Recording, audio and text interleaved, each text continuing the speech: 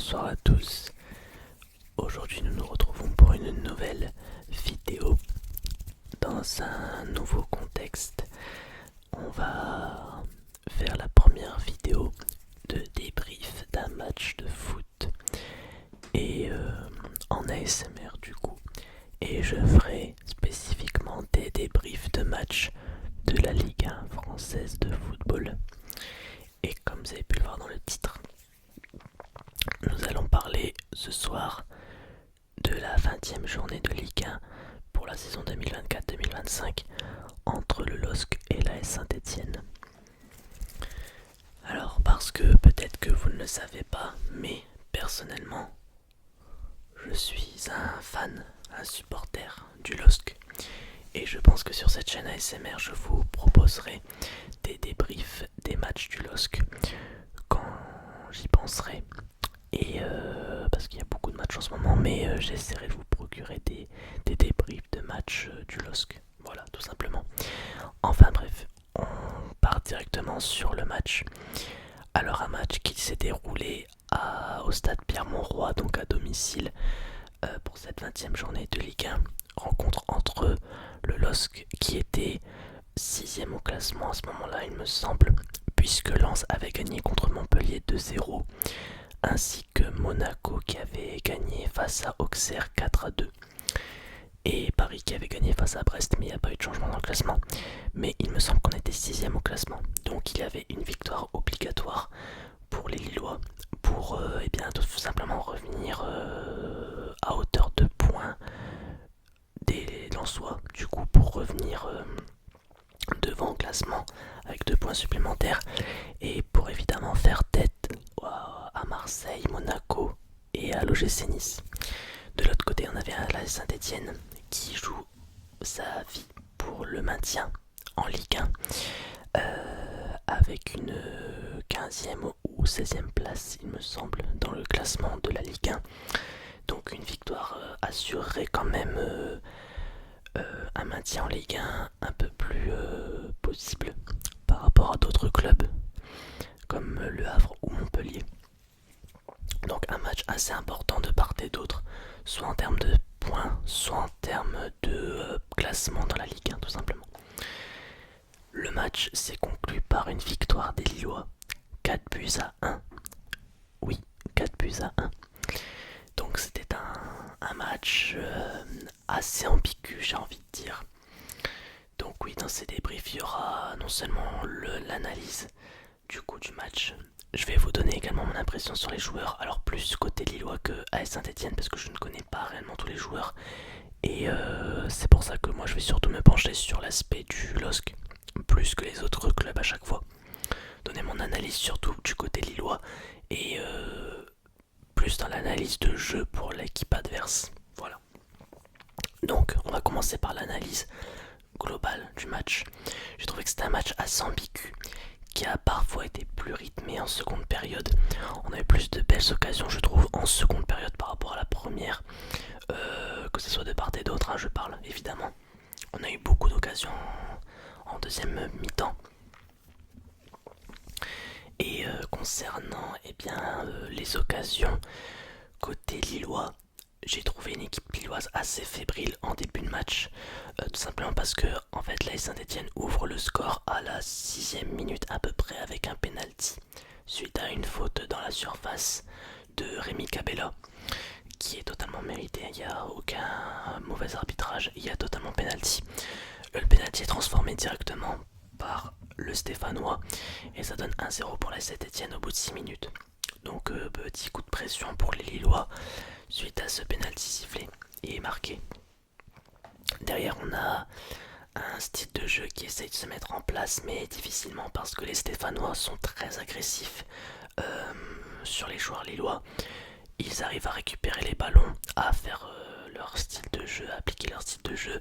Ils arrivent à nous mettre la pression, à nous presser, à presser les joueurs. Et ça paye, ça risque de payer plusieurs fois pour eux, avec de belles occasions. Malheureusement pour les Stéphanois, il y aura un penalty sifflé en faveur du LOSC suite à une faute sur Jonathan David à la 35e minute à peu près. Un penalty qui sera par la suite transformé par Jonathan David pour les Lillois. Et donc ça fera un partout mi-temps. Voilà, un partout à la mi-temps. Il n'y a pas d'autre chose à signaler en termes de première période, juste à dire que je trouve que dans l'ensemble des joueurs lillois ça a été très moyen. Il y a eu un manque de confiance, j'ai l'impression, un manque de communication entre les joueurs. Il y a eu beaucoup de déchets techniques, beaucoup de pertes de balles à ce moment-là. Et on avait une équipe assez fébrile, mais qui a quand même su revenir au score, malgré tout, avec quand même de bonnes capacités à mettre en place. Côté stéphanois, ça a été quand même un peu plus supérieur en termes d'occasions. Je trouve qu'ils ont eu des plus belles occasions que nous en première période. Malgré le fait qu'ils n'ont pas su tenir le coup, on va dire, jusqu'au bout. Mais voilà.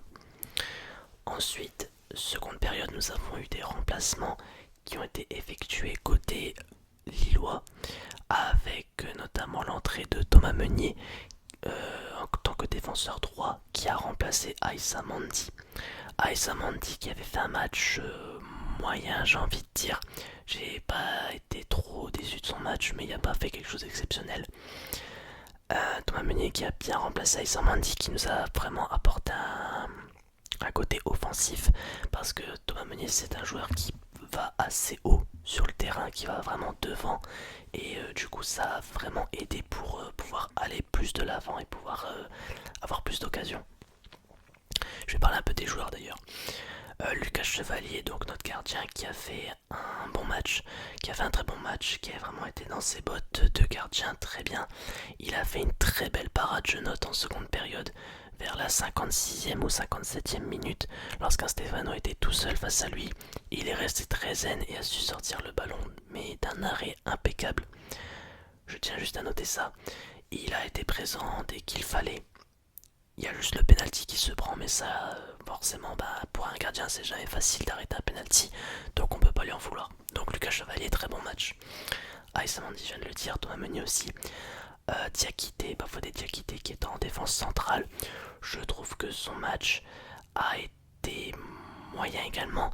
Il y a eu quelques petites pertes de balles qui auraient pu être évitées, mais globalement, il a quand même été présent en termes de défense. Alexandro qui a fait un meilleur match je trouve par rapport à Bafodé Diakité. Il a eu des belles occasions à mettre au fond. Je pense notamment à la fin de match. Tout à la fin il avait une occasion, même deux je pense, de mettre un but. Donc ouais, on note quand même l'apport défensif, l'apport autant offensif que défensif d'Alexandro. Et je trouve qu'il a quand même été meilleur en termes de défense centrale. Ensuite, eh bien, sur le côté gauche, nous avions Gabriel Gudmundsson, dit Gabi Gudmundsson pour les supporters du LOSC. Alors, Gabriel Gudmundsson, je l'ai trouvé très bon. J'ai trouvé que c'était le meilleur défenseur pour le coup dans ce match. Ça a été le meilleur défenseur. Il a apporté vraiment beaucoup de choses de façon offensive autant que défensive. De toute façon, on le sait, c'est un joueur qui est très très mobile, qui va vraiment jouer sur tous les postes, à la fois milieu de terrain, attaquant et bien défenseur tout simplement. Il peut être vraiment sur tous les postes et c'est vrai qu'il a vraiment fait du bien je trouve sur le côté gauche pour les Lillois, et notamment il a marqué un but en barre transversale rentrante, donc c'est pour vous dire qu'il a vraiment été très bon ce soir. Donc vraiment bien joué à Gabriel Gudmundsson. Au milieu de terrain, nous avions Ngalayel Moukao.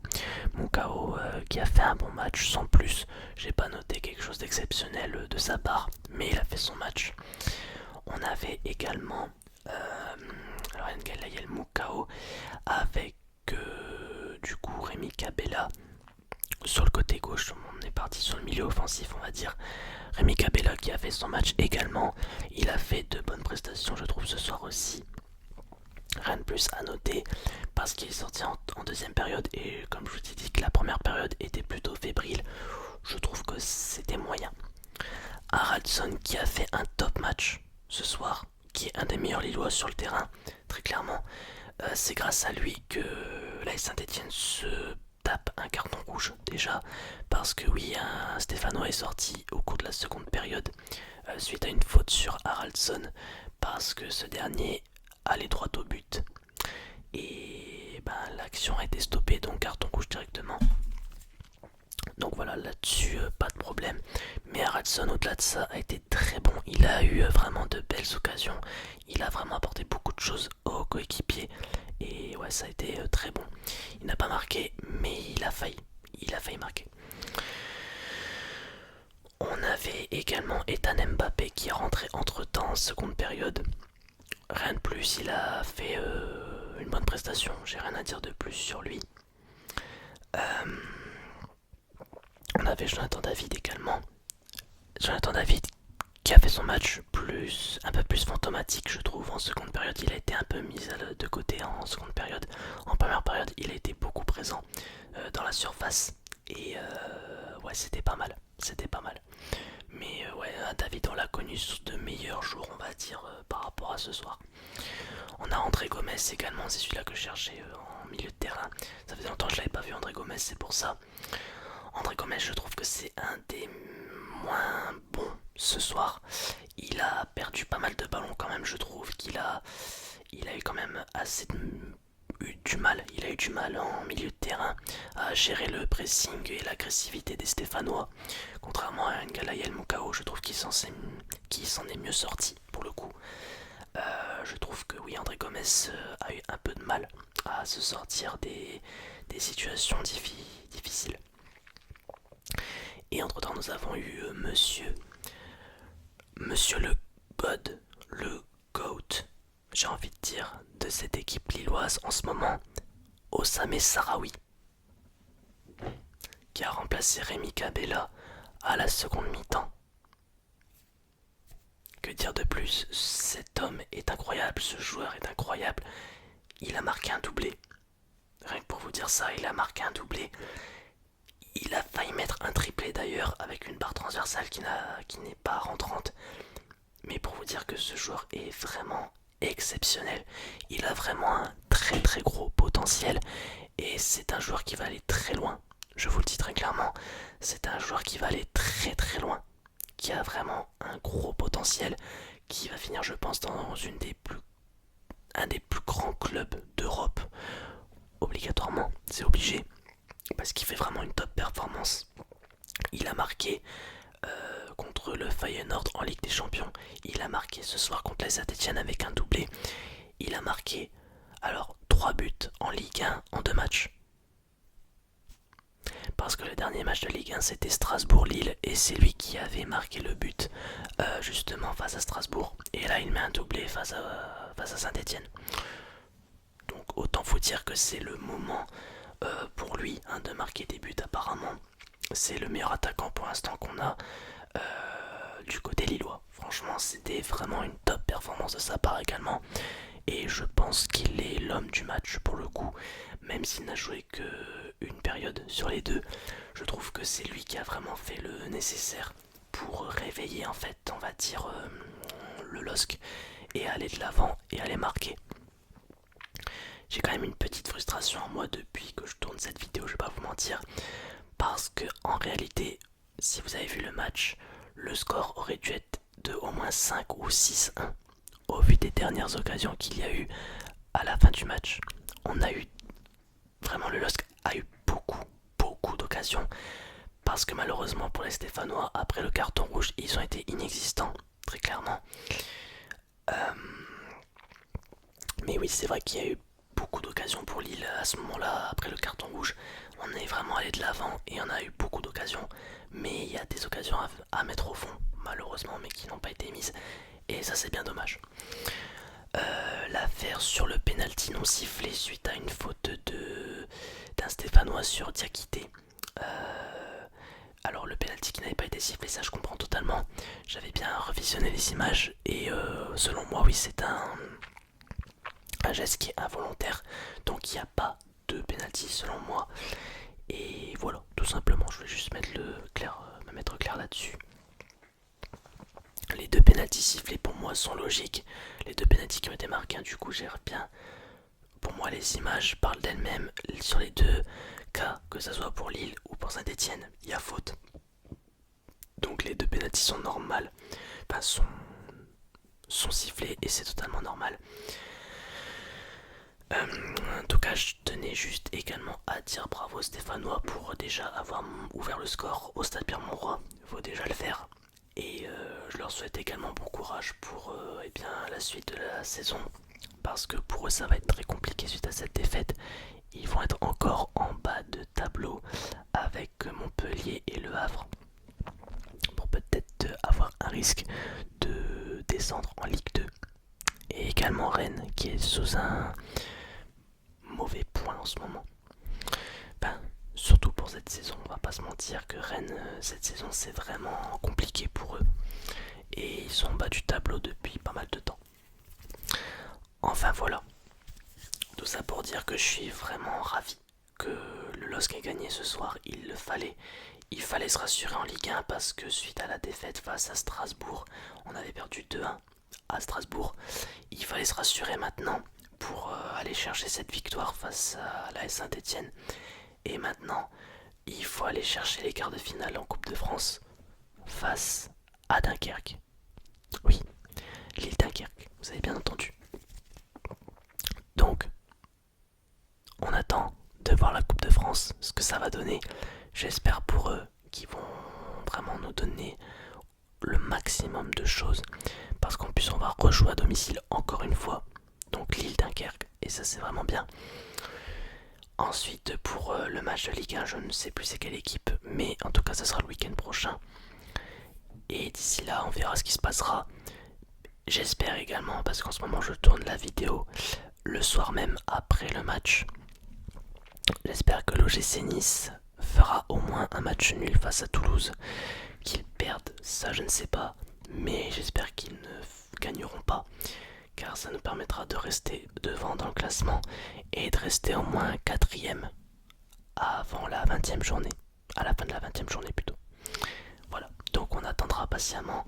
On attendra les derniers matchs pour du coup demain pour ma part. Donc du dimanche.